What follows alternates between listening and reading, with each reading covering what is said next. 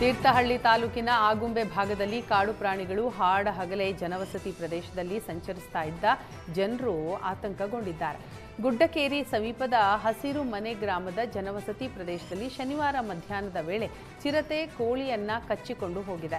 ಮಳೆಗಾಲ ಸಮೀಪಿಸ್ತಾ ಇರುವ ಸಂದರ್ಭದಲ್ಲಿ ಕಟ್ಟಿಗೆ ತರಲು ಕಾಡಿಗೆ ಹೋಗೋದಕ್ಕೂ ಭಯದ ವಾತಾವರಣ ನಿರ್ಮಾಣ ಆಗ್ತಾ ಇದೆ. ಮಹಿಳೆಯರು ಮಕ್ಕಳು ಮನೆಯಿಂದ ಹೊರಬರೋದಕ್ಕೂ ಹೆದರ್ತಾ ಇದ್ದಾರೆ. ಅರಣ್ಯ ಇಲಾಖೆ ಈ ಕುರಿತು ಗಮನ ಹರಿಸಬೇಕು ಅನ್ನೋದು ಗ್ರಾಮಸ್ಥರ ಆಗ್ರಹವಾಗಿದೆ.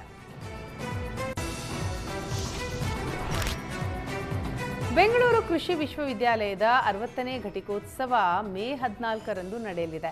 ವಿಶೇಷ ಅಂದರೆ ಕೃಷಿ ವಿಶ್ವವಿದ್ಯಾನಿಲಯಕ್ಕೆ 60ನೇ ವರ್ಷದ ಸಂಭ್ರಮ.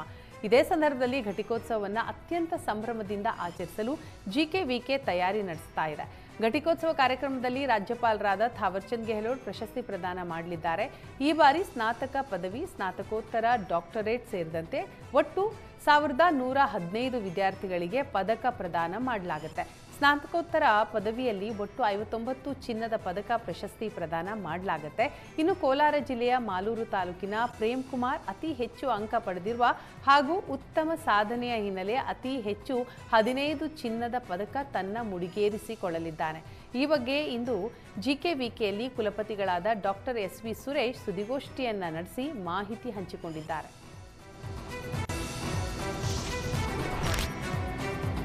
ಕೆಎಲ್ಇ ಸೊಸೈಟಿಯ ಎಸ್ ನಿಜಲಿಂಗಪ್ಪ ಕಾಲೇಜಿನ ಬಿಬಿಎ ವಿಭಾಗವು ತಾಯ್ತನವನ್ನು ಗೌರವಿಸುವ ಹಾಗೂ ಮಹಿಳೆಯರ ಆರೋಗ್ಯ, ಫಿಟ್ನೆಸ್ ಮತ್ತು ಕಲ್ಯಾಣದ ಕುರಿತು ಜಾಗೃತಿ ಮೂಡಿಸುವ ಉದ್ದೇಶದಿಂದ KLE stride for her 3 kilometres walkathon ಅನ್ನು ಆಯೋಜಿಸಿತ್ತು. ಈ ಕಾರ್ಯಕ್ರಮದಲ್ಲಿ ವೀಲ್ಚೇರ್ ಬಳಕೆದಾರರು ಹಾಗೂ ದೃಷ್ಟಿ ವೈಕಲ್ಯ ಹೊಂದಿರುವವರು ಸಹ ಭಾಗವಹಿಸಿ ಸಮಾನತೆ ಮತ್ತು ಸಮುದಾಯ ಪಾಲ್ಗೊಳ್ಳುವಿಕೆಯ ಸಂದೇಶವನ್ನು ಸಾರಿದರು.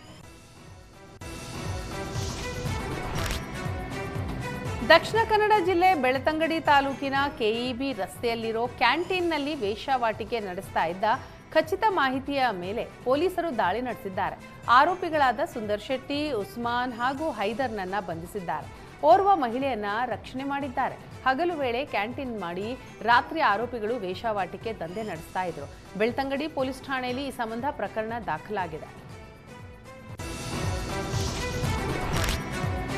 ರಾಜ್ಯದಾದ್ಯಂತ ಪೊಲೀಸ್ ಇಲಾಖೆಯಲ್ಲಿ ಮೇಜರ್ ಸರ್ಜರಿ ಆಗಿದೆ. ಒಟ್ಟು 293 ಪೊಲೀಸ್ ಇನ್ಸ್ಪೆಕ್ಟರ್ಗಳನ್ನು ವರ್ಗಾಯಿಸಲಾಗಿದೆ. ದೇವದುರ್ಗ ಗ್ರಾಮಾಂತರ ಪಿಐ ಗುಂಡೂರಾವ್ಗೆ ರಾಯಚೂರಿನ ಸೈಬರ್ ಪೊಲೀಸ್ ಠಾಣೆಗೆ ವರ್ಗಾವಣೆ ಮಾಡಲಾಗಿದೆ. ದಾದಾವಲಿ ಕೆಎಚ್ಗೆ ಲೋಕಾಯುಕ್ತರಿಂದ ರಾಯಚೂರಿನ ಸದರ್ ಬಜಾರ್ ಠಾಣೆಗೆ ವರ್ಗಾವಣೆ ಮಾಡಲಾಗಿದೆ. ಸದರ್ ಬಜಾರ್ ಪೊಲೀಸ್ ಇನ್ಸ್ಪೆಕ್ಟರ್ ಉಮೇಶ್ ಕಾಂಬ್ಳೆಗೆ ರಾಯಚೂರಿನ ಪಶ್ಚಿಮ ಠಾಣೆಗೆ ವರ್ಗಾವಣೆ ಮಾಡಲಾಗಿದೆ.